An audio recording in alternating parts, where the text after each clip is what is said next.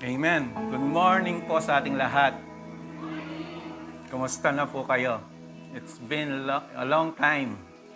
Hindi, nakapag-preach sa inyo. That is. No? Kasi kailan lang tayo nagkita during your anniversary. And I'm grateful to God that once again, I'm here. At kinakabahan po ako dahil first time ko dito. So what we hear today,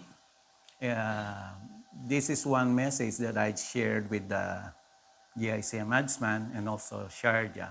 And I believe the Lord, istorbo.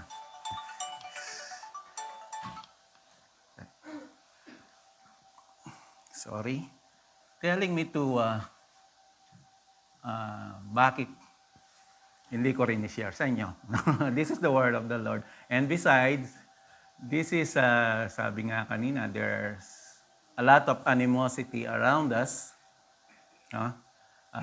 Starting during the time na tayo po ay medyo naguluhan o medyo natakot, some of us, no? During na nagkagulo yung Israel and Iran. No? And even yung binomba yung Qatar and all these things, and kaguluhan sa nakapaligid sa atin. Ano?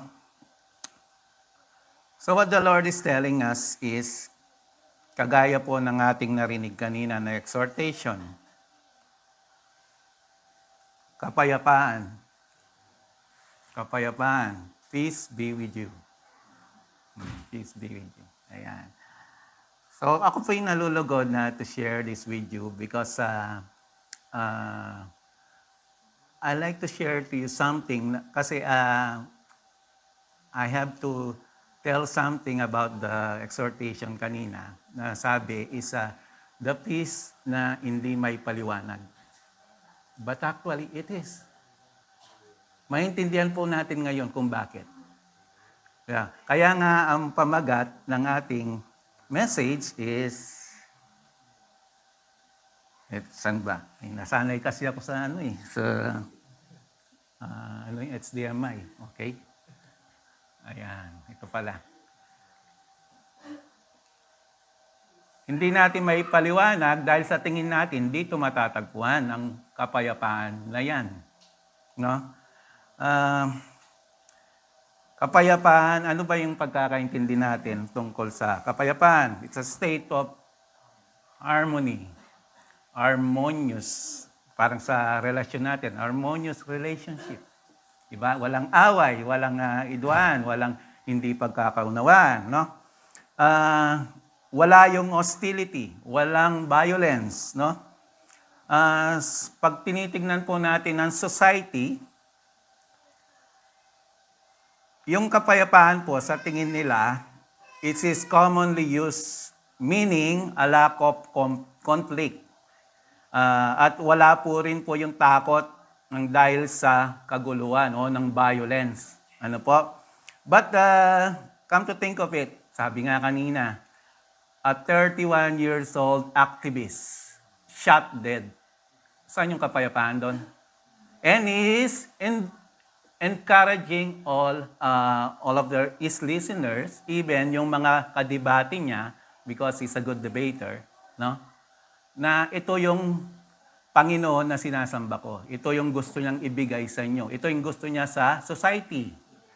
Which is, actually, it will not happen. Kung ito po yung pananaw natin sa mundo. No? And isa pa, yung nag-refuge lang sa US na isang Ukrainian, suddenly sa likod niya merong nakatalokbong, bigla na lang siyang sinaksak. So where's the peace? Diba? How do a normal person would understand that? And how would ang taong wala sa Diyos, walang kaalaman sa salita ng Diyos, ay maintindihan yon. Baka magalit pa siya sa Diyos eh. Akala ko ba ganito, ganyan? No? So, this popular word is an almost impossible reality. It's a constant pursuit. Tayo po ay nagagalak sa mga taong naghahanap nito, no? Chasing peace. Pag minsan sa isang sekta, sa isang grupo, siya'y nagkaroon ng pagkakataon para ayusin anong binibigay sa kanya. Nobel Peace Prize. Di ba? Yun ang inahangad ng lahat. Even yung mga politiko gagawa ng paraan upang sila ay malagay doon. Sa isang cover ng libro na yon o ng isang magazine. Kapita-pitagan ka pag nalagay ka doon. Kahit na isang sekta lang, isang grupo lang, o isang nation lang, isang lugar lang ang iyong napatahimik for the meantime. No?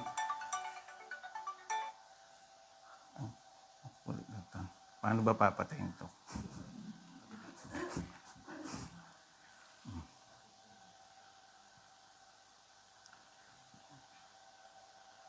Okay, so as we go on.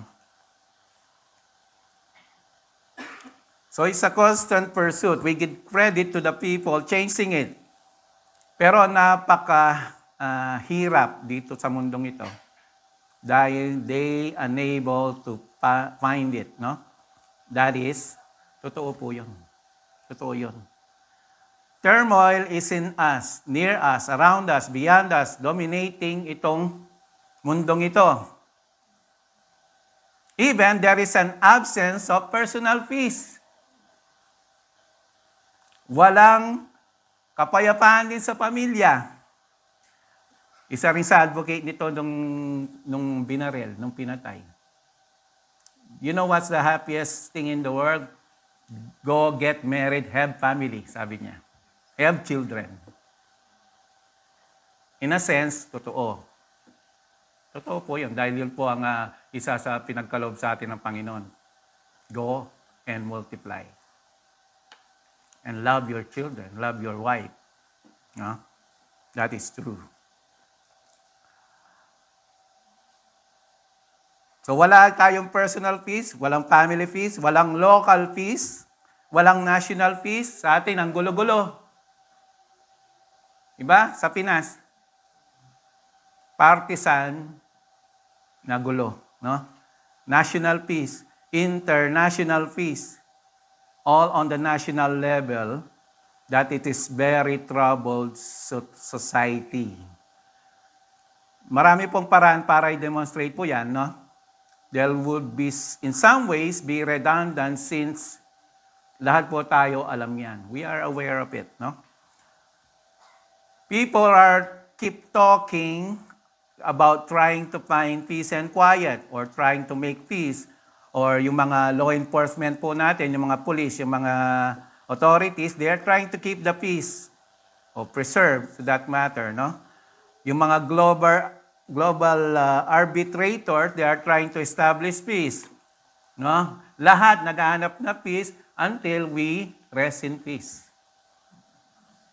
No? Mamatay na yung hindi pa rin nahanap yung peace. Di ba? People pursue their peace by diversion.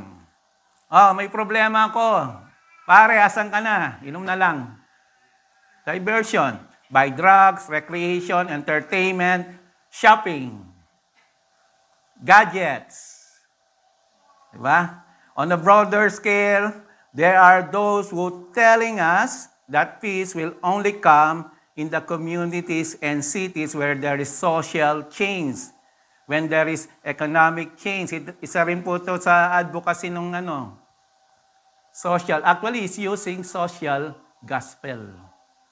Is trying to move the people in his country that this is the standard of the Lord. No? That is social gospel. But everything will come in vain if you will not share the true gospel. What is the true gospel? That the Lord died for your sins, sacrificed His life for you, and raised from the dead. Yun po ang pag-asa. Yun po ang gospel. Yun po muna. And the rest will follow. Huh? So a lot of, sabi nga kanina, what is the true religion? We are not looking for religion. We are looking for a relationship with Jesus. Nakakagulo lang, ang dami-daming paksyon, ang dami-daming ways to go to God. Ano bang, napakasimple, I am the way, the truth, and the life. Ano pang way ang hinahanap natin? Huh? So, yun, no? Economic change, when we fix the external things, people have been saying that since the beginning of human history, and peace has been completely elusive.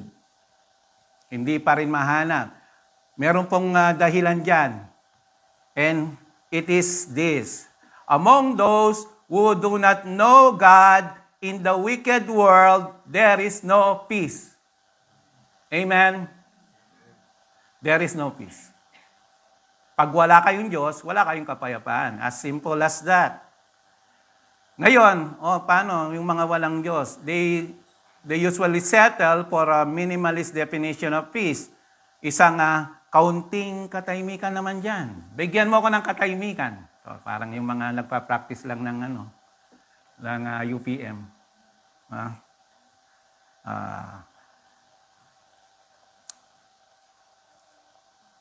As a brief truth, no? A moment of calmness. So peace, historians have defined peace in the world as a lull in the battle when everybody stops to reload. Yun lang daw ang kapayapaan. Alam niyo yung gera. Pag wala ng bala, yun lang daw ang peace. Which is true. Kasi hindi ka na makakabaril. Diba? Into ka. Into yung kaguluhan. Yun lang daw ang peace. Pansamandali. But peace, we will find in the Bible, a lot of Bible verse. No? It's the same peace that we mentioned in ito ba'y kagaya ng sinasabi natin sa ating panimula. When we talk about peace in the Bible, there is a peace that comes only from God, and that's the peace that we will be hearing today, that will be presented to us today. Tingnan po natin ang biblical definition of this peace. Only God's Word, only God through His Word can authoritatively point to the real peace. Excited ba kayo? Kasi hanapin natin yung mahilap na peace eh. Di ba? In the Old Testament rather, no? There's a familiar word for peace. Alam niyo yon? It's the word shalom. That is peace, shalom, no? Very common word among Jewish people. Ito yung palagi nilang ginagamit, no? In fact, it is the most normal greeting among Jewish people. And it has been for centuries. Ito pong salitang shalom is a word that has a very large and all-encompassing word. And in essence, it means this. Anong ibig sabihin? A wish for completeness, kabuuan, or a wish for contentment. No? Kontento ka na. Or a wish for fulfillment. Na-fulfill na yung mga gusto mo, yung hinahanap mo. Satisfaction, or blessing, or maybe well-being sa works. A wish for prosperity on all level. In other words, ito po yung kagustuhan natin, o yung desire that all that is good will flow into your life. Walang pangit. Gusto mo lahat pleasant. Walang problema, walang sakit, walang... So sabi ko, hindi dito sa mundo. Saan lang yun? Sabi ng Panginoon, pag nakasama natin siya sa kalangitan, beside Him, wala na kayong hahanapin pa. Hindi ba yun? O paano yan, Pastor? Quits na tayo.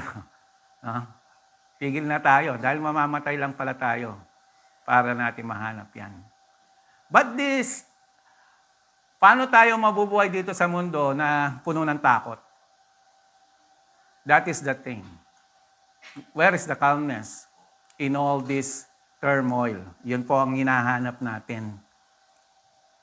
New Testament counterpart to the word is the word Eirin. E-I-R-N. Na kung saan makukuha po natin yung feminine name na Irene. No? It's the same thing na sinasabi, no? Eirin, is a word that literally means describe a tranquil state of the soul. A soul at rest. A satisfied soul. Ito po yung biblical view of peace. Ngayon, sino yung Irene dito? Tanong ko sana, mahirap pag ipamuhay ang pangalan. Di ba? Hindi lang yon. Ano pang mahirap ipamuhay ng pangalan? Christian. Di ba? Yung mga pangalan na yan. Jesus, correct. No? Yung sa mga kapatid sa Sharjah, may nagpangalan, righteous. Ang hirap nun, di ba? While you are in the Word.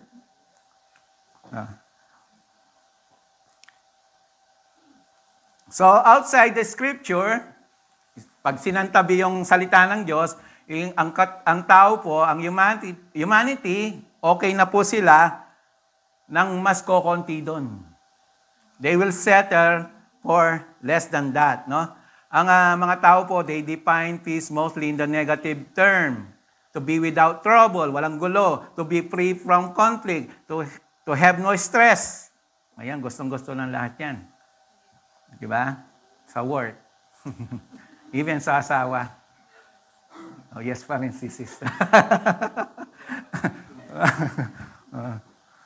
It will be the absence of hostility, the absence of unrest, and the absence of conflict. Bawian ko lang. Kasi tinuruan daw ng Panginoon si sister na magmahal. So, you're glad, bro.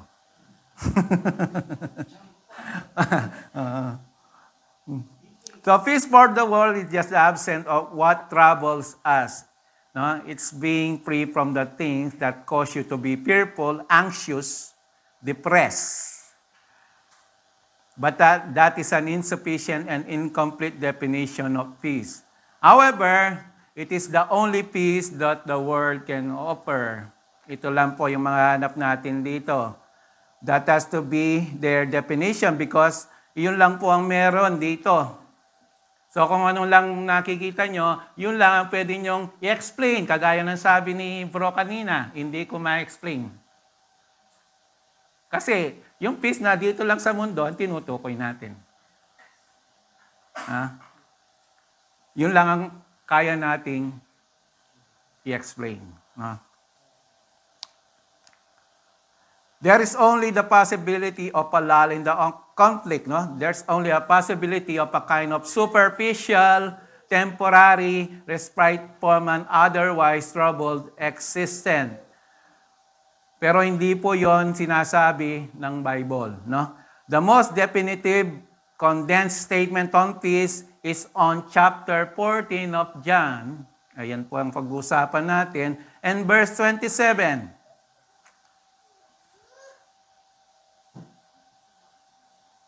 Now, buksan po natin ang ating mga Biblia o yung mga apps nyo and let's read all together.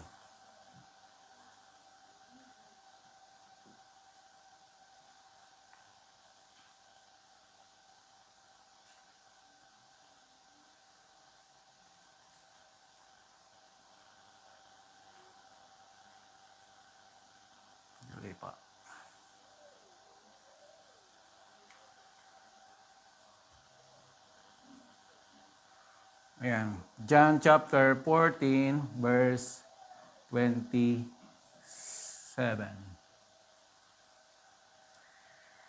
Kayo po'y tumayo pa magbigay galang po sa salita ng Diyos. Let's read all together.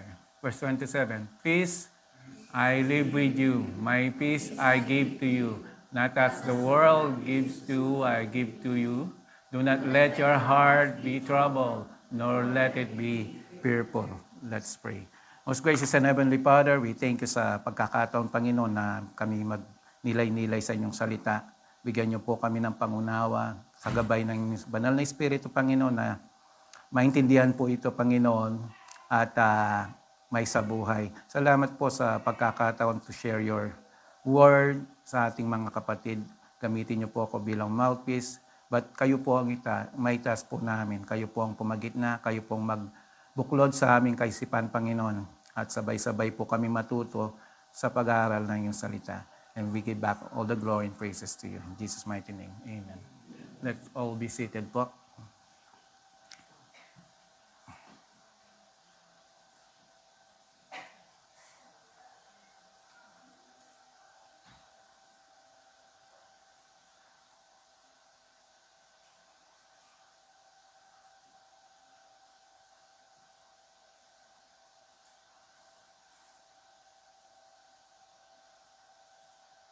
So the Bible says a lot about peace.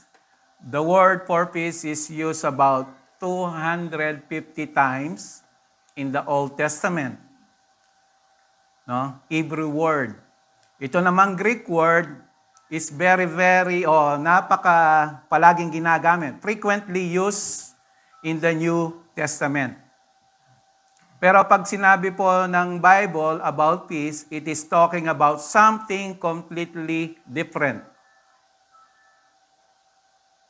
And that's how to be obvious to you because sinabi ng Panginoon, I'm giving you my peace.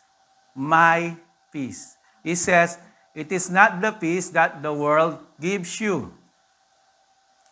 Ang nakakamangha po dito na every time nagsasabi po ng kapayapaan ang Panginoon o ang kapayapaan binibigay ko sa inyo, siya po ay nasa pagkakataon na siya'y nasa what do you call this? Distress, if there is suffering in the Lord. No?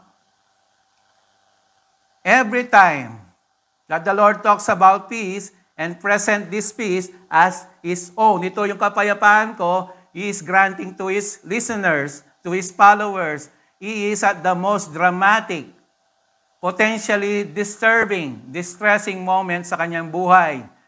Sinabi niya po ito when He is about to leave the world sa mga sumunod na mga oras, no? Through the means of execution on the cross. Ikaw, alam mo nang mamamatay ka, paano mo i-share ang kapayapaan mo? Siguro, I don't know, you will be insane. Na? And He knows that. He knows the details of it. Every single details of it. Alam niya yung mangyayari sa Kanya. He has lived through them in anticipation by His. Tandaan po natin, ang Panginoon ng katawang tao, at the same time, Diyos siya. Truly God and truly man. Hindi 50-50. Not even 100-100. Truly po ang right term. Meaning, yung kapag ka-Diyos niya, hindi naman nabawasan. Unlike yung tinuturo ng iba. He became like us. Sinasabi, bumaba, nagpakababa. He became humble and live with us. Pero yung pong pagka-Diyos, Diyos pa rin po. Truly God and truly man. So omniscient, 1,000, or even, I don't know, million times. He knows what He faces. He knows He will not only be crucified, no? It's not just the physical reality of that, but that He will be separated from His Father. And He will be punished for all the sins of all the people through all the human history who ever lived and who will believe. He knows what He is facing. Ito po ang ayaw ng Panginoon. Hindi po yung sakit, hindi po yung dura, hindi po yung tadyak, hindi po yung pako, hindi po yung latigo. Ano yung pinakamasakit sa kanya? Mawalay sa kanyang ama. Yun po. So pag ginagamit po yung mga bagay na, ito yung ginawa sa Panginoon at ikaw ay naawa. Nabagbag ang iyong damdamin, ang iyong emosyon dahil naawa ka sa Panginoon. Hindi po yun. Hanggang emotion lang po yun dahil pagbalik mo sa realidad, iba na naman.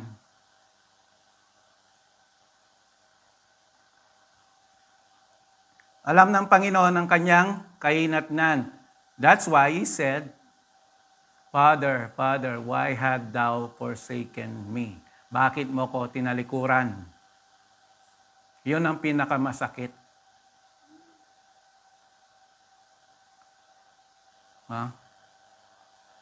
He also knows that His disciples are profoundly distressed. Siya ang leader. No? At siya ay magpapaalam sa kanila. Ito yung mga taong kinuha niya, not because of their personality, because kinuha niya, sila yung pinili ng Panginoon. Even lacking educational background, mga mangingisda, mga tax collector. No? Meaning to say, mga nagkasala. At ngayon, magpapaalam siya, 3 years na ministry ng Panginoon. Probably they are not ready. No? They had certainly everything they could possibly hope for and more in His presence for 3 years. Habang kasama niya, napaka-optimistic nila. Kasama namin ang Diyos. But now, He's leaving. What do you think mararamdaman nila? Ano nang gagawin namin? Kaya, nagtakbuhan sila. Di ba? Nagtago. He's leaving, and He said that to them repeatedly, paulit-ulit. He said it again in verse 28. Ayan. Ayan. Sabi niya doon, I go away. And He knows that, na ito po ay magugulumihan na ng kanyang iiwan, no?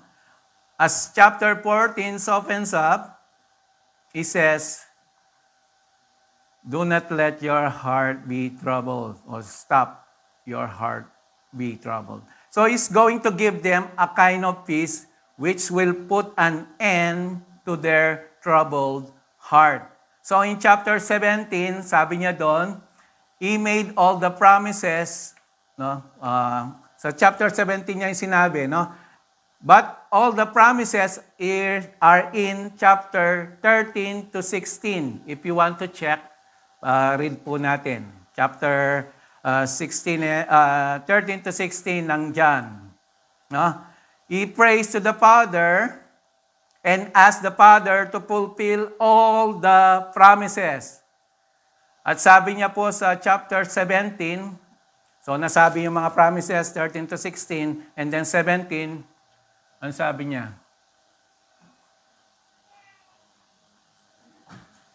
I do not only for those who are with me, but for all those who will believe. Hindi lang yung immediate disciples, hindi lang yung immediate apostle o yung mga nakapaligid sa kanya, pero sa lahat ng maniniwala sa kanya. Kasama ba kayo? Amen.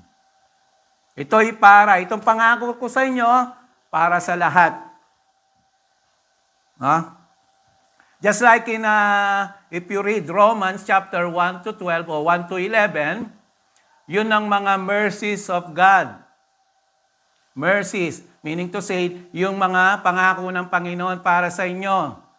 Ngayon, kaya na-share ko na sa inyo dati. Kaya nga chapter 12, anong sabi? Therefore, ano yung part naman ninyo? Dahil binigay ng Diyos sa inyo itong 1 to 12 na pangako niya. Ano yung sa inyo naman? Paano kayo sasagot? Ano sabi sa Romans chapter 12 verse 1? Present your body as a living sacrifice. Yun ang reciprocate. Para sinasabi, kayo naman mahiya naman kayo sa Diyos, ito yung ginawa niya sa iyo, ito na lang ang sagot nyo. Parang ganun lang, in a simplest form. Living sacrifice. That is your true and proper worship. True and proper worship. Yung pagkanta po natin is just an expression of your worship. Hindi lang po yun ang worship. Nakuha niyo po. Amen. And the other is, ano ba? We will continue to worship. Right now, we are worshiping because you are listening to the Word of God. That is worship. And you go out and you follow His commandments, what you heard today, that is worship. So, every time you can worship. Amen. And I would like, napakaganda po ng mensahe ng yung career verse nyo sa anniversary. Yung hanapin nyo yung mga bunga na hindi nabubulok. Hindi nagpe-fade. Ano sa tingin nyo yung mga yon? That is the fruit of the Spirit. Galatians chapter 5. Ano doon? Love, joy, peace, long-suffering.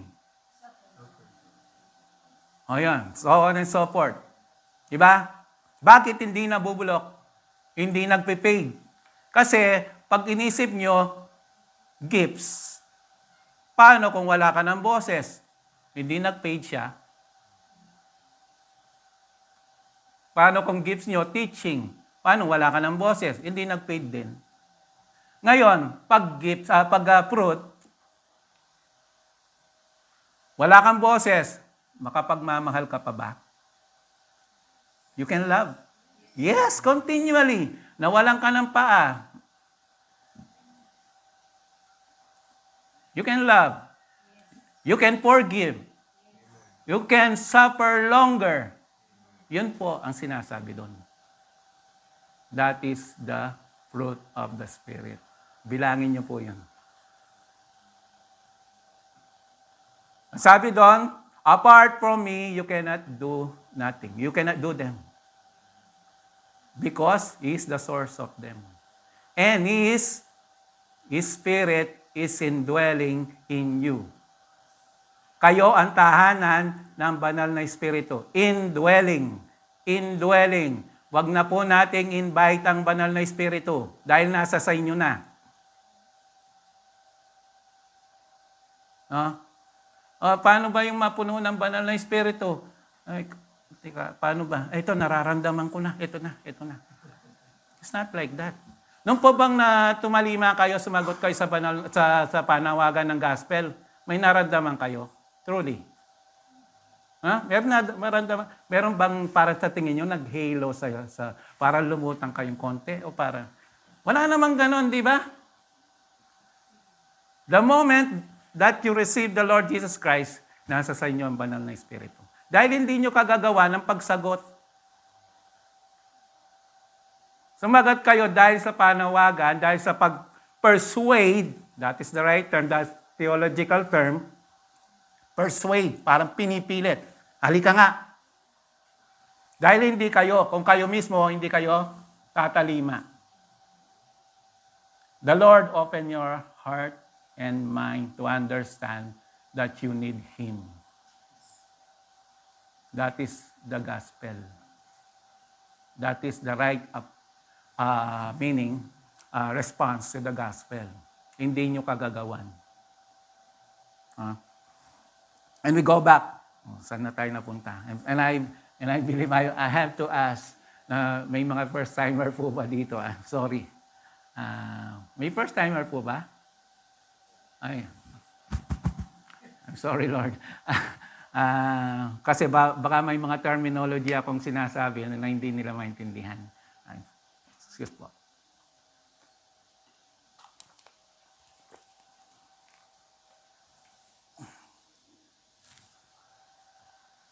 So if I may ask po, is the gospel presented na po sa inyo?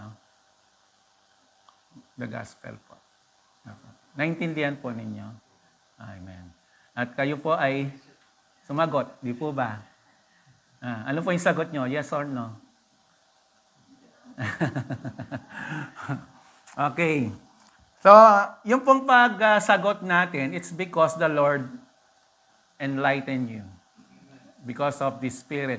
Ngayon, di ba sabi, faith, yun ang kailangan para ikaw ay maligtas. Yung mga tao sa Old Testament, paano pa sila naligtas? Wala pa ang Panginoong Yesus during the Old Testament, physically. Pero ang Panginoon nandun na. Before everything, I am. Amen?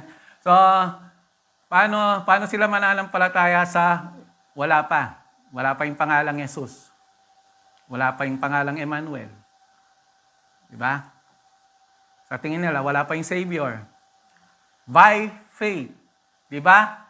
Abraham believed and it is credited to him as righteousness.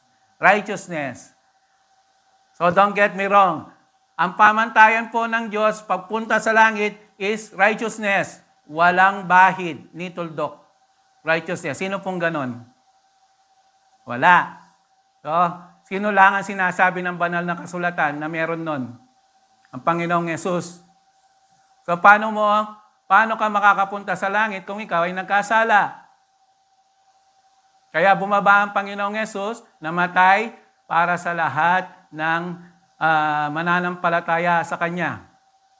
To all who will believe. Ngayon, yung believe na yon, hindi mo rin kagagawan.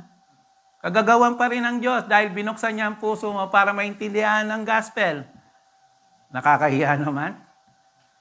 Hindi ba kayo manlilit nun? Anong part nyo? Kaya, dito alam natin na I have to do this because this is what morality telling me. Magpakabait ako. Dahil yun ang sa tingin mo kaya mo. Pero dapat ni isang kasalanan wala ka. So paano mangyayari yon? Kaya nga, by faith in Jesus, na ikaw, kinikilala mo siya na siya yung Panginoon mo at tagapagligtas. Na lahat ng kasalanan mo kasama na doon sa pinako sa Kanya sa krus. Hindi dahil sa mga mabubuting gawa mo. At ngayon, sabi ni sister, sumagot siya. Ano ang katibayan na totoo ang sagot niya? Babalik po tayo doon sa bunga. Banal na Espiritu nasa sayo, He will persuade you to do the fruit of the Spirit. Iyon po ang filled with the Spirit. Yung indwelling, kaiba po sa filled. Ang indwelling, nasa sa inyo ang banal na Espiritu. Ang filled, pinapamuhay nyo ang bunga ng Espiritu. Yun po yun. Hindi lang po yun pag overwhelm ka sa kanta na naging emotional ka. Hindi po yun filled. We are confused because, paano ba? Kasi I have been in a lot of, nung una, naghahanap ako ng mga churches here around Dubai. Napunta ako sa isang Pentecostal. Dito lang sa Derang. So we know the Pentecost, they are speaking in tongues. Alam niyo po yung tongues? Yung nagsasalita na hindi mo maintindihan. So, ganun sila. And they are, by the Spirit, natutumba. Minsan, I have a chance to be in fellowship with them. Dahil bago ako, nakijoin ako sa kanila. Nasa isang room kami, bigla pinatay ang ilaw. I don't know. Pinatay yung ilaw. So walang hindi kayo magkakakitaan, madilim eh. Pag nag-ingay na. Tapos, nakahiga sila lahat. Kasi binuksan na po yung ilaw, nakita ko na. Nakahiga sila lahat. Nice lay down ng spirit. Ang gulo. Honestly, I didn't understand. I'm trying. Sa tingin ko, kasi wala akong kaalaman sa salita ng Diyos, sa tingin ko, nasa sa kanila ang Diyos. Dahil yun sabi, hindi ko naman alam. Diyan na, alam niyo yung mga pinapapila sa harapan? Ito yung gospel. Kayo ba'y nananampalataya? Do you want to recite the sinner's prayer? Pag kayo tumanggap na sa Panginoon, congratulations, ligtas na kayo. Paglabas doon, balik sa dati. Hindi po yun yung pagtayo dito, hindi po yun ang katibayan ng pagiging Kristiyano. It is superficial. Ngayon, nilapitan kami isa-isa. Nakatayo. So sila, nagtumbahan sila. Ako ginaganon. Hindi ako matinag eh. Paano ba? Pero naiiyak ako noon. Lord, bakit hindi ako natutumba? It is because, hindi pa time, no? Si bro talaga, kahit kailan, merong no? Probably, right so. Because, pag nagpatuloy ako doon, I don't know where I am right now.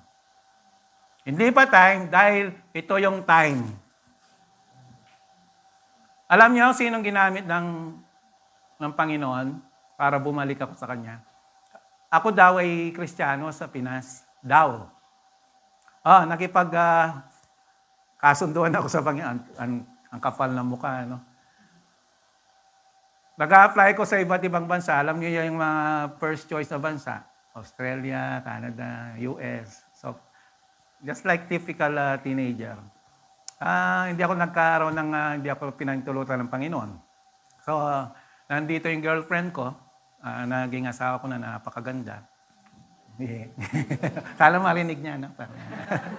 So, yun. Sabi ko sa Panginoon, Panginoon, last ko na to. Papuntahin mo lang ako sa Dubai, I will serve you with all my heart. Alam niyo, paglapag ko dito, sino yung unang sama ko? Yung mga barkada ko sa Pinas. Ano yung unang ginawa? Inuman.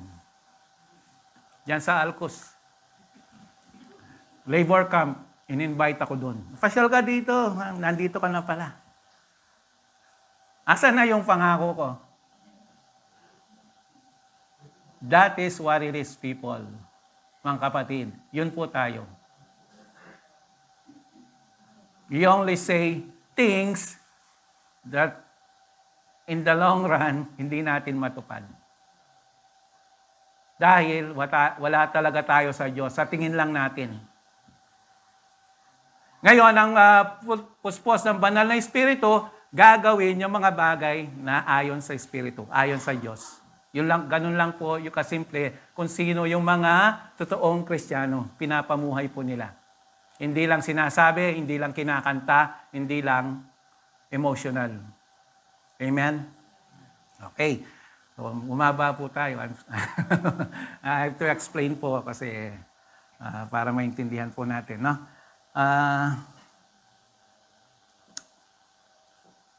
So, hindi lang to para sa ilan lang, para sa lahat ng nananampalataya. And so, these promises to all who will believe. He promises us heaven. He promises us that is preparing a room for us. Sa ibang translation, mansion. No? And He'll be back to take us to glory. Actually, ito pong glory ito, yun po ang ultimate prize. Hindi po yung makinang na gate ng heaven. pearly gates, hindi po yung mansion. Hindi po yun ang price. Ang price is to be with God in glory. Makita yung kaluwalhatian ng Diyos. Yun po ang ultimate price. To be with God. Okay na po dun. Wag na po kayong, anong gagawin nyo sa mansion? Di ba sabi? All you need, lahat meron ka na. So content is there. Joy is there. Para saan yung magarang kotse doon, kung meron man. Di ba? So tingin na, eto kasi yung reward sa heaven, yung mansion. Iyon ang ginagawa nilang gospel. Material things pa rin. Di ba? So I don't know what they're trying to do. Yung gospel, ginagawa rin nilang worldly gospel.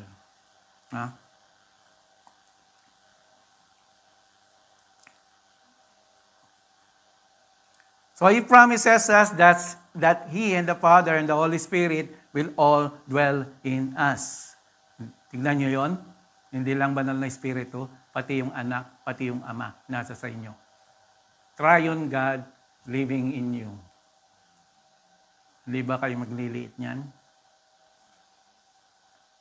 Yung madikit ka lang sa isang sikat na kung sino man dyan. Hindi ka na parang sinisilaban na yung foot mo. No? What more? Our living God. Now He promised peace. So this is a supernatural peace, meaning it does not belong. It only belongs to those who are in Christ. Who are those who are in Christ? Raise your hand. Ay, ilan lang pala kayo? Tayo pala. No? Yung iba, wala pa sa Panginoon. When we say you believe, hindi lang, alam po namin, naniniwala kayo. Dahil nakita nyo na, napanood nyo siguro yung The Passion of the Christ, siguro, o yung Ten Commandments, o yung kanong so forth and so, every religious thing na tinuro sa inyo. Kilala nyo si Kristo. Alam nyo yung spelling, J-E-S-U-S. No? Kilala nyo. There is wala po kaming, hindi po namin yan kinokontra. But the thing, are you in Christ? That is the question. Kayo ba'y nakipag-isa sa ating Panginoon? Di ba? Pag kinakasal, ano yung sabi sa inyo? Till death do us part. Kasi, till death do us part. Bakit us? Kasi isa na lang kayo. Gano'n rin po ang relasyon natin sa Panginoon. Isa lang tayo. Kaya, yung pinapamuhay mo, giving honor, sana makita yung karangalan ng Diyos sa buhay mo. Hindi siya napapahiya. That's why the wife is giving honor sa kanyang asawa. Hindi niya pinapahiya. Is that true? Ganon. Ang tagal Parang nag-isip pa kayo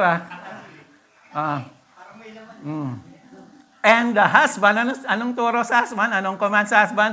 Love. Ang bilis love your wife. In all aspect. In all aspect. Bawi. Bawi ako.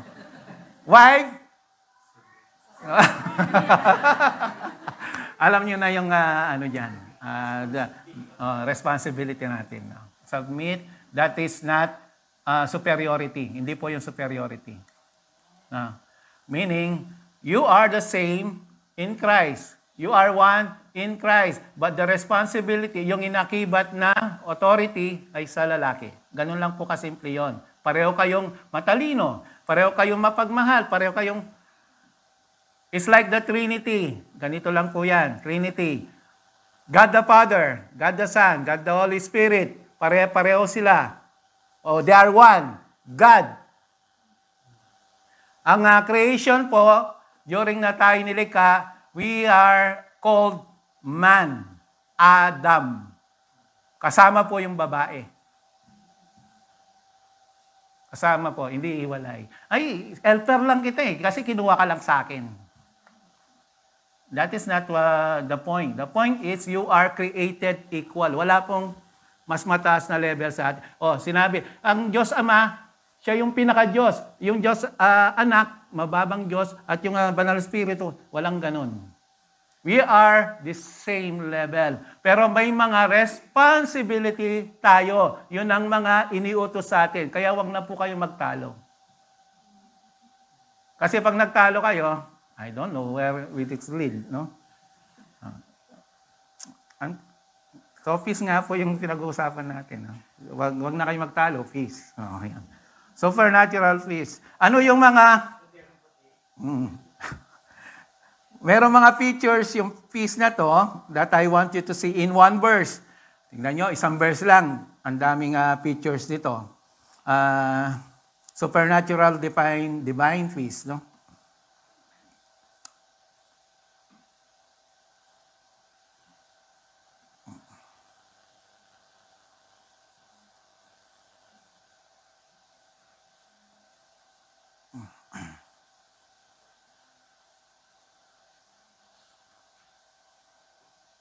Ayan. First of all, ano po yung unang features nito? The nature of this peace. The nature. We are talking about peace. What are we talking about exactly? Specifically. Sabihan po natin na isang simpleng dalawang aspeto nitong peace na to. The one is objective peace. Tandaan po ninyo. You can take note if you want. One is objective peace, and the other, and the other is subjective peace. Anong ibig sabihin? An objective peace is that peace which is outside of you. The object of your affection, nasa labas. No? Yung tinutumbok ng tinitignan mo, yung gusto mong makita, that is outside, no? Outside of you, not inside. It is not experienced by you. It is outside of you. It is a transactional peace. And then, that objective peace, no? That is subjective peace. And then the subjective peace, it's the peace that is inside the man. Inside of you. And is experiential. And the second, ito pong experiential, itong nasa loob natin, ay nakabase dun sa una. Dun sa labas. Dun sa nakikita mong kapayapaan na ibinibigay sa'yo. Sabihin ko na, diretsa. Sino yung nagbibigay? Panginoon, di ba? Kanina lang nabasa natin. My peace I give to you.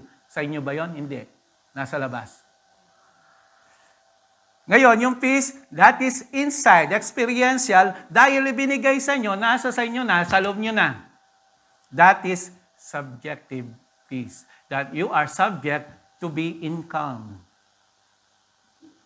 Nakukuha nyo pa? Amen po? O mas lalong gumulong? So when we talk about peace, let's look at verse 27 and see how the Lord gives us the nature of this peace inherent in this statement. Peace I leave with you.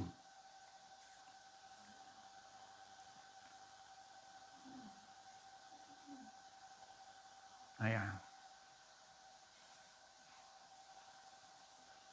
So this is a deposito, no? This is a gift. Yung kapayapaan na binibigay sa inyo, gift. Obviously, no? Hindi po ito command. It is not a command. It is a gift. No? It is not asking them to find this peace. Huwag na kayong maguluhan, hanapin ito.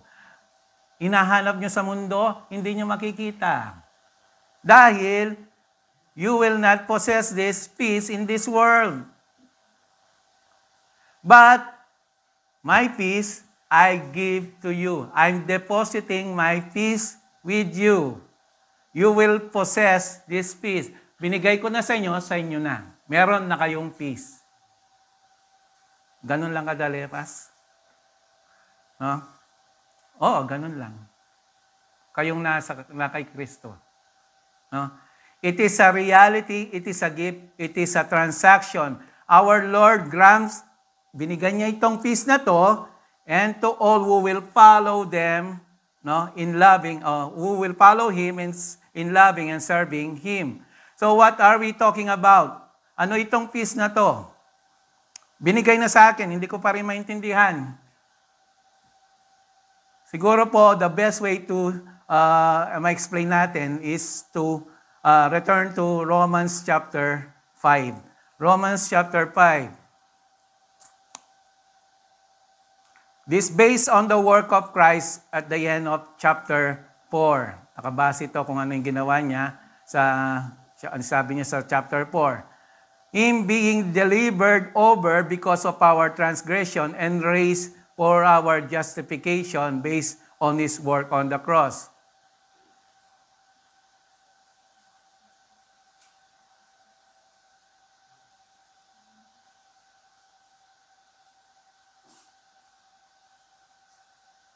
Hindi pa yan. Kasi yung Romans ko. Well, anyway, if you can open it, sabi doon, verse 1, chapter 5, verse 1. Therefore, having been justified by faith, we have peace with God through our Lord Jesus Christ. So we're not talking about peace with God. Peace with God. Preposition, napaka-importante po. Peace with God. We are at peace with God. That is why Paul, sabi niya sa Ephesians 6:15, saan na yun?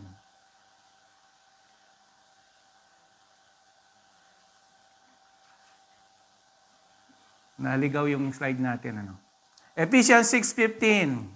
Okay lang, dahil meron naman kayong Bible, di ba? Yan.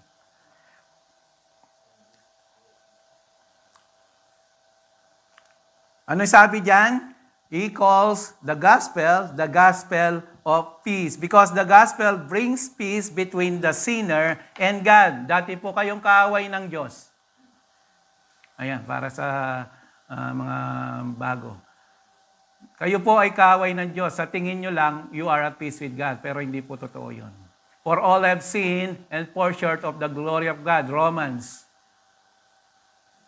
3:10. No one is righteous, not even one. Alam naman po natin, ang Diyos galit sa kasalanan. Sinong walang kasalanan? Lahat tayo nagkasala. Galit ang Diyos sa atin. Kaaway tayo ng Diyos. Ngayon, yung katuruan na sa tingin natin, hindi natin kaya. Love your enemy. Love your enemy. Yung asawa niyo pa rin ba? Hindi. Love your enemy, meaning, ang Diyos nagawa yun. Ginawa niya yon. Tayo kaaway niya, minahal niya tayo while we are yet sinners. Diba? Yun ang love your enemy. Ngayon, yung mga kaaway nyo, share nyo ng gospel. That is love. Ngayon, parang share, puro love. The Lord loves you at He has a great plan for you. That is another misconception. Puro love lang, love, love, love. Paano naman yung kasalanan mo? Kailangan malaman mo rin na ikaw ay walang, there is nothing in you that you can please God. Dahil ayaw niya sa'yo kasalanan. Meron kang kasalanan. You have to, maintindihan mo na ikaw ay hindi karapat-dapat sa Diyos. Na ikaw ay nangangailangan ng kaligtasan. Nangangailangan ka ng Savior. Yun muna. You will be humbled by the gospel. Tanggapin mo na ikaw ay nagkasala. Wala ng pride. Yun. So maintindihan din natin yon. Showing them that they are not right with God, that is love. Because of their sins.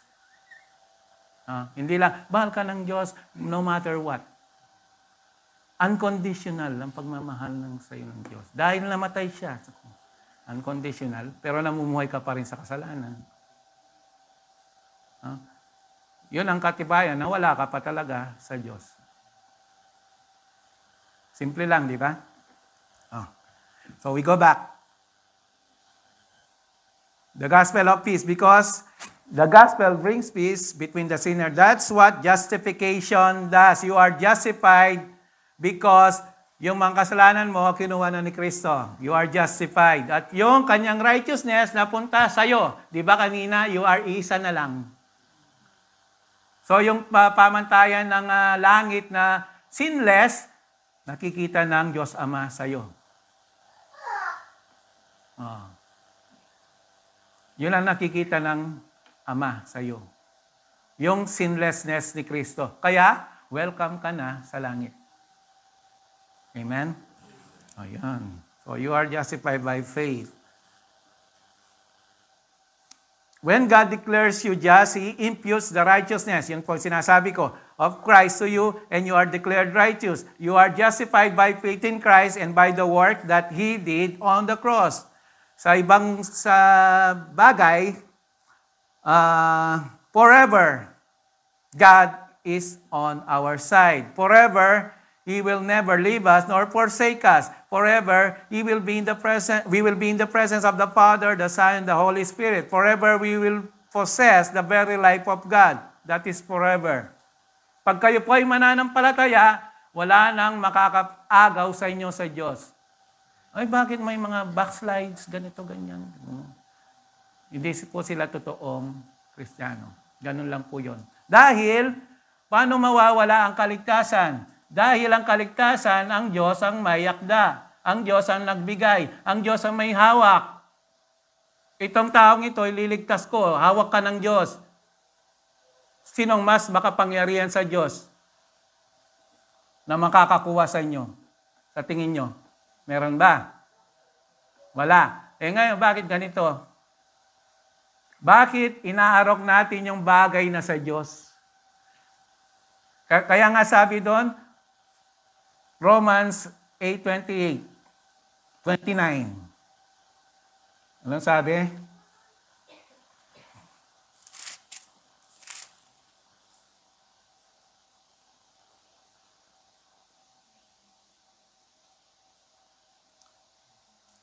And we all know in all things God's works for the good of those who love Him, who have been called. Kayo ba'y tinawag? Paano kayo tinawag? Nakarinig kayo ng gospel. Okay? And according to His purpose. Dahil yun ay plano na niya. No, nagkakaintindihan po. Plano niya. Para kanino daw? For those God foreknew. Foreknew. Alam niya lahat. Alam niya kung sino yung mga yon. Before the foundation of the world. He also predestined. Di ba? Yun ang ano natin? Predestined. Predestined. Kasimple. Ang Diyos, all-knowing, at yung kanyang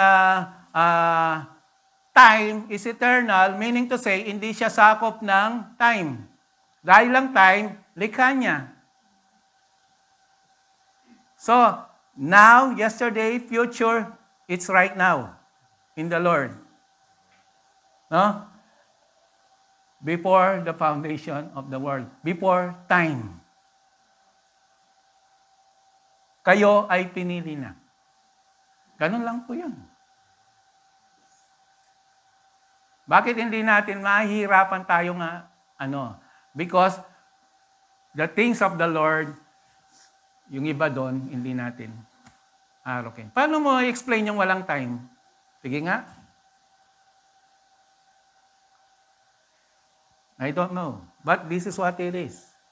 Mas maintindihan po natin yung bagay na yon na eternally, in eternal, pag naintindihan natin na walang time ang Panginoon. In the beginning, yun na. In the beginning, so time exists. So nilikha niya, in the beginning, God created the heavens and the earth. There is matter, there is space. Diba? So, yung Trinity of Trinities na sinasabi, nandun na. Yun ang nilikha. Saan nilikha dito? Ayun na eh. Kung nag-aaral lang po tayo.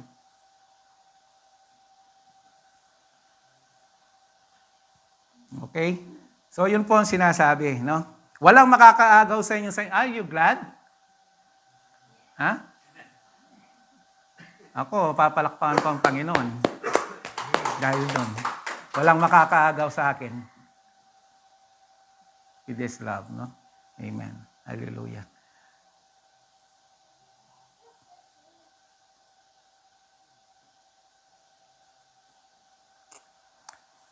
Ngayon, itong objective peace po also provides for us a subjective peace and internal peace and experiential peace, a sense of goodness, trust, contentment, tranquility, confidence, well-being.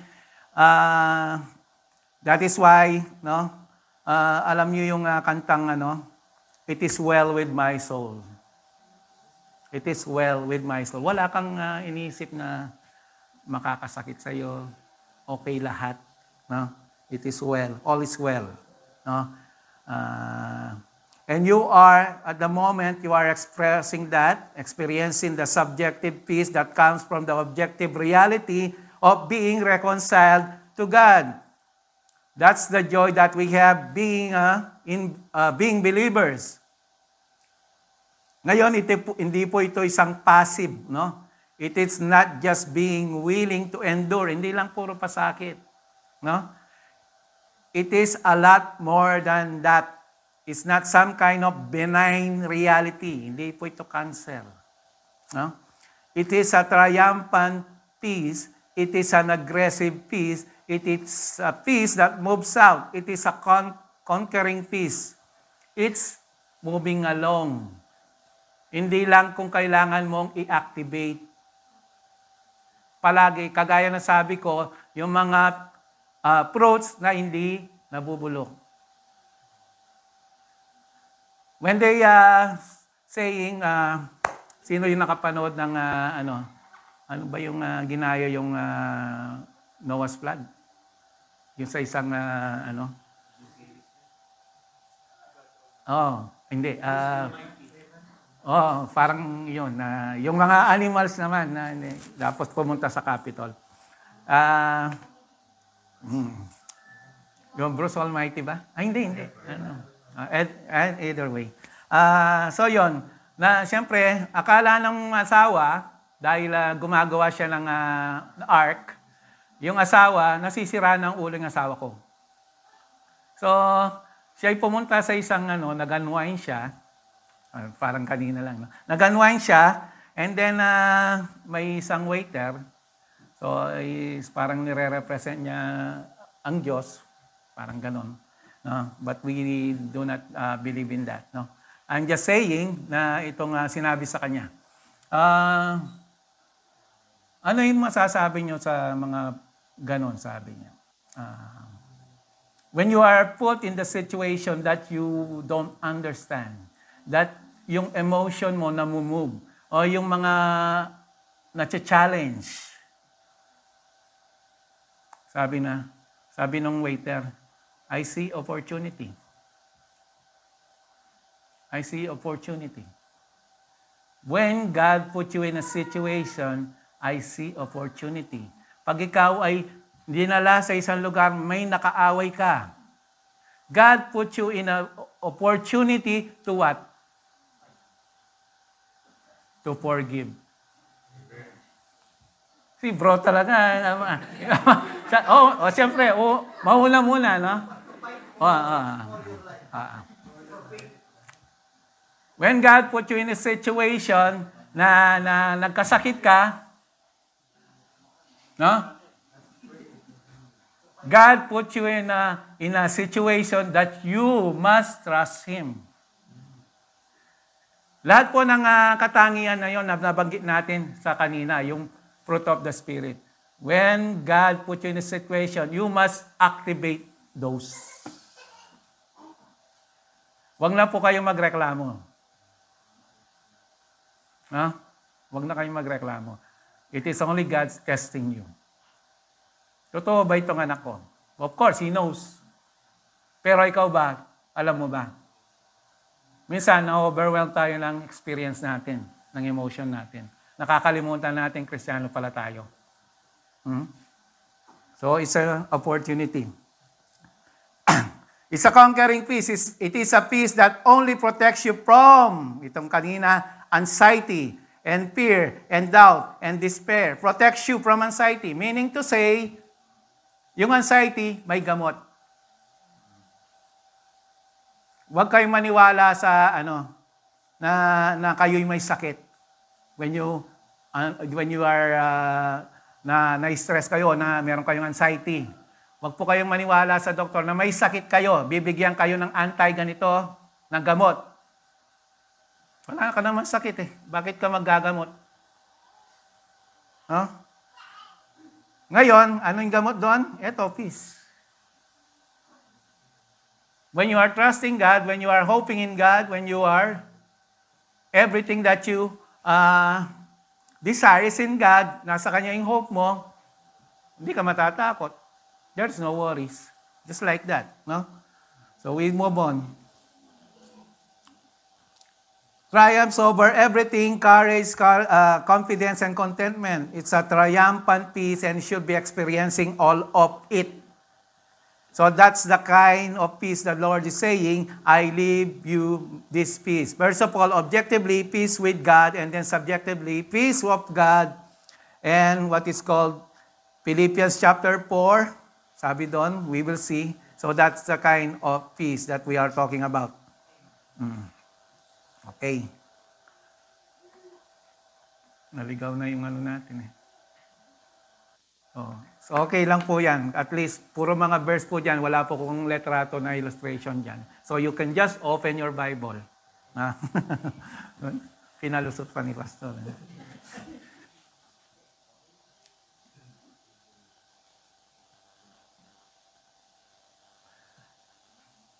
Ngayon, meron pa po. Source of peace. Back to verse 27. My peace I give to you. My peace I leave you. But it is my peace. This is to say, it is divine, supernatural. It comes from heaven. It belongs to Christ. It belongs to God. It won't take time. No? Sa napakaraming lugar sa Bible, you will find this statement, the God of peace. Diba? Romans 15, nakikita nyo yon. Makikita nyo sa Romans 16, sa Philippians chapter 4, 1 Thessalonians 5, Hebrews 13, 2 Corinthians 13, 1 Corinthians 14, and so forth and so on. 2 Thessalonians 3:16. Parang nandyan, nakita ko. Hindi, wala pa rin. Ayan. Now, may the Lord of peace Himself continually grant you peace in every circumstance. The Lord be with you all. That is prayer again. That you will enjoy the peace that comes from the Lord of peace. Again, look at verse 27 ulit. No, diyan lang tayo paikot-ikot. The peace I give you, it is own peace, my peace. Another way to see, we'll go on chapter 16, verse 14. Our Lord says, when I send the Holy Spirit, He will come. He will take up mine and I will disclose it to you. Siya yung magpapakita sa inyo. He's going to give you what I possess. Siya rin yung magbibigay kung ano yung meron ako. That's part of His peace. So, yung peace na to, that we have is not the peace of the world. It's from heaven. It's the same peace na peace ng Panginoon. He said, on Thursday night, sabi sa kay Peter, no? What is about to happen, knowing that his disciple will scatter, Peter will deny him, knowing that he will go to the cross bearing our sin. It was the same calm reality that he exhibited through his whole life, no? Nung siya po ay nabuhay dito, He was treated with mockery, scorn, hostility, hatred, betrayal, all undeserved. Yung ginawa sa Panginoon, alam nyo na yon. Where is peace coming from? Saan po nagmumula yung peace ng Panginoon? Bakit siya ganun kakalma in spite of undertakings he gone through? Yung parusa, yung pako sa krus, yung alipusta, yung paghamak, until now. Saan po nagmumula yung peace na yon? Essentially, it came, ito po, from the perfect trust in the Father. Perfect trust in the Father. Ano, bakit ko nasabi yan? Mark it down in your mind. Peace is connected to trust. Peace is connected to trust. His trust in the Father was so clear and so consummate and so complete. Sabi sa Hebrews 12:2, ayan. He went to the cross for the joy that was set before Him. Bakit siya? Bakit na inendure ang cross? Because there is joy. May kagalakan na nakaabang, no? Before Him, even though He's going, in the garden, He was sweating blood in agony. Tandaan nyo, ang Panginoon nakatayo sa harapan ni Pilato. Pilate was one disturbed person. Pilate was getting more and more disturbed, disoriented, and more disconnected from any kind of reality the longer he had to cope with Jesus. Finally, sa frustration, chapter 19 of John, verse 10. Ano sabi ni Pilato sa ating Panginoon?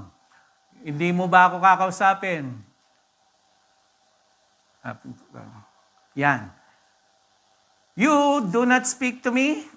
Hindi mo ba alam na ako ang makakapagpalaya sa iyo? Di ba? He literally outraged. Dahil ito yung katayuan ko, ito yung pinagpipitagan ako, hindi mo ako pakikinggan. You do not know that I have authority to release you and I have authority to crucify you. Siguro kung tayo magkakandara, sige. May ilagay ba yan? The calm is so stunning.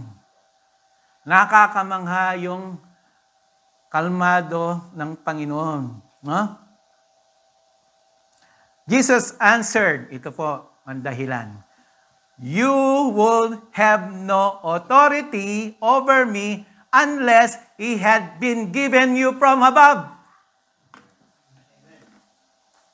Ako, until now, pag nababasa ko to, na-overwhelm ako. Lahat na pinagdaraanan natin sa buhay, whatever it is, how do you endure? Because the Lord pursued you. He walked with you. Hindi natin maintindihan bakit lahat ng hirap-hirap. I do not pray na danasin nyo yung mga paghihirap na yan. But when you come to that situation, anong gagawin nyo? You trust the Father. Because everything what the Lord plans for you is for your what? Romans 8:28, binasa natin kanina. For your good. Kaysa tingin natin, mali. Hindi ako magsasawang, I'm sorry, hindi, haba na lang tayo. Alam niyo yung buhay ko. Alam niyo yung pinagdaanan namin. Lahat ng pagsubok. Sino yung kakapitan mo? Kundi ang Diyos. Yun po ang sinasabi dito. Ang Panginoon, siya'y Diyos, all-knowing, siya'y si tao. Dadaanin ko yan. Sige lang, Panginoon. Your will be done because I trust in you. Yun po ang sinabi. Wala kang karapatan, Pilato, hanggat hindi ka inaalaw ng aking Ama. Di ba? Di ba Overwhelming yon, no? That is the peace. Kalmado ka dahil tiwala ka sa Diyos. Whatever going to happen is God's plan. That's why I'm telling you the peace that He gives is the peace that is built not only on external reality of justification, but the internal reality of a God who can be trusted. That's where the subjective peace begins to really become strong. Subjective. You are subject to peace.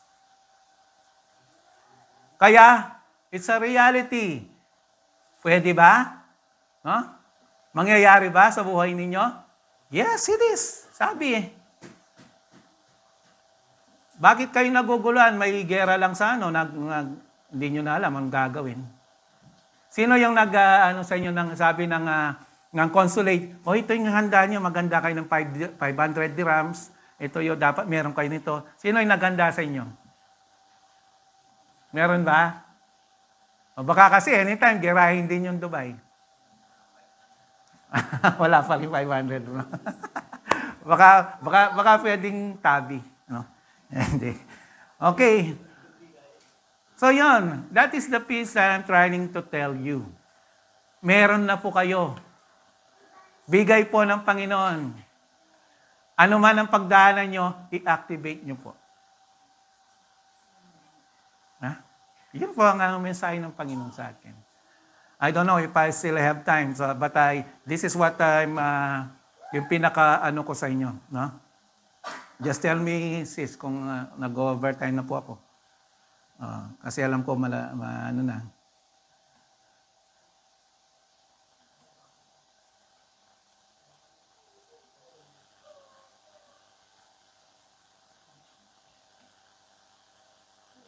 Okay. So the nature of peace, no? The source of peace and the transcendence of peace. He says, not as the world will give you, I do give to you. Not as the world gives you, I give to you. This is the peace from God. It is not found in the human realm. It transcends in all the world and offers a superficial and temporary peace. The world pseudo peace, anong ibig sabihin? The word pseudo-peace is a bliss of ignorance. Kung wala kang kaalaman kung ano yung sinasabi ng Diyos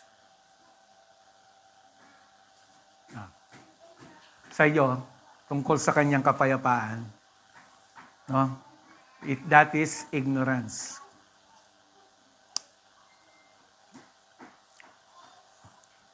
And the Bible emphasizes that the world peace is inadequate. No? There is no peace for the wicked. Sabi sa Isaiah, there is no peace. No? 1 Thessalonians chapter 5, unbelievers are going to say peace and safety. Hahanapin nila yung peace and safety, hindi nila mahanap. No? So, yun po itong mga bagay na kung wala ka sa Panginoon ay hahanapin mo. At hindi mo mahahanap.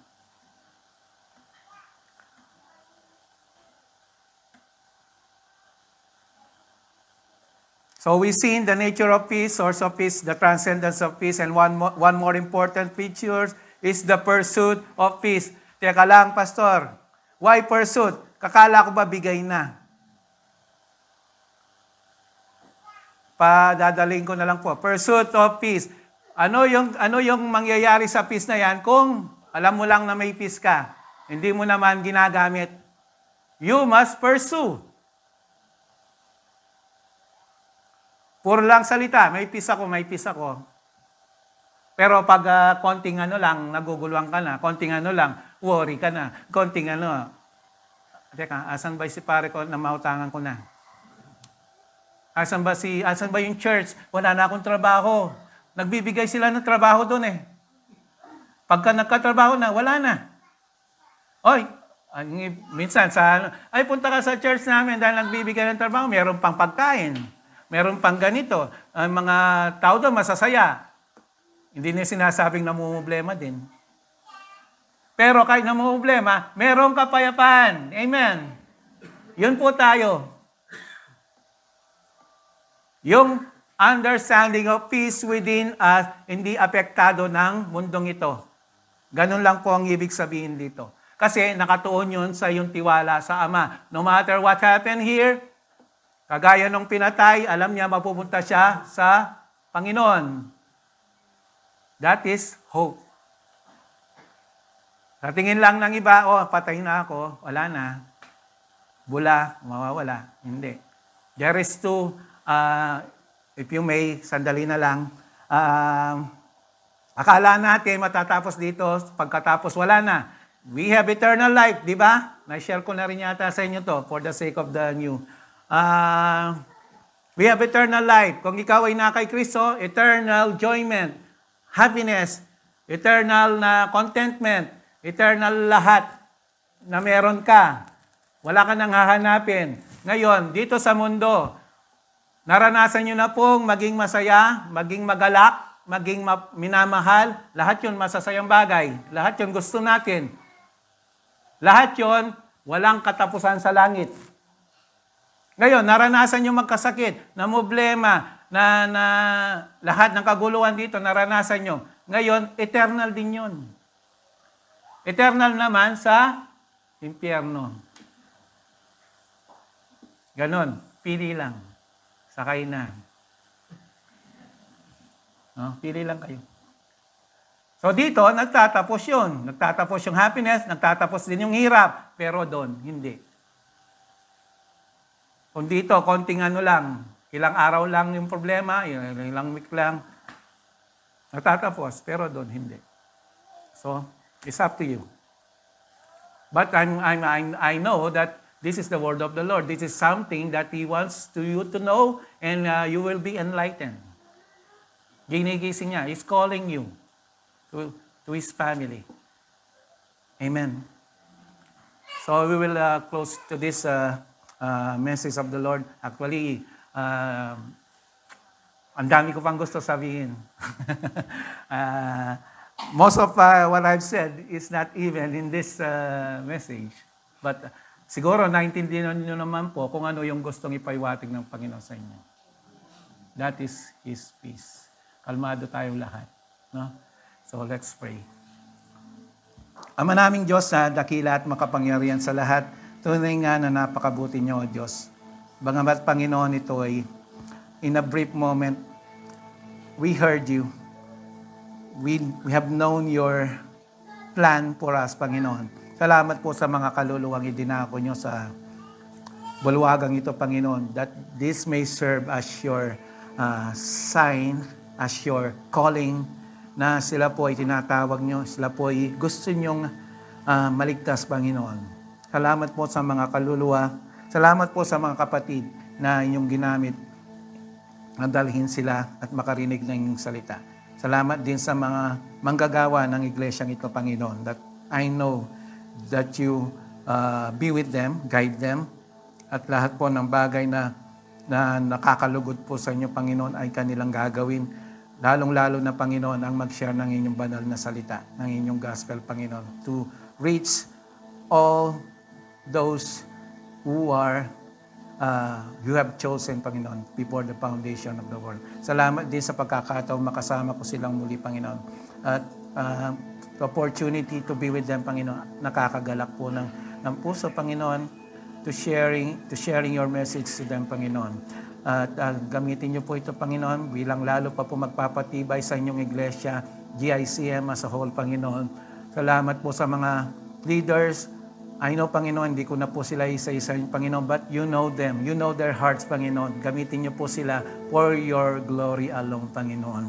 At muli, sa pagkakataong ito, Panginoon, restore our strength for the rest of the day. Sa lahat po ng gawain na iniatang niyo po sa amin, Panginoon, kayo ang nagbigay sa amin ng wisdom, ng kalakasan to pursue all these things, Panginoon. And we give back all the glory and praises to you. In Jesus' mighty name we pray. Amen.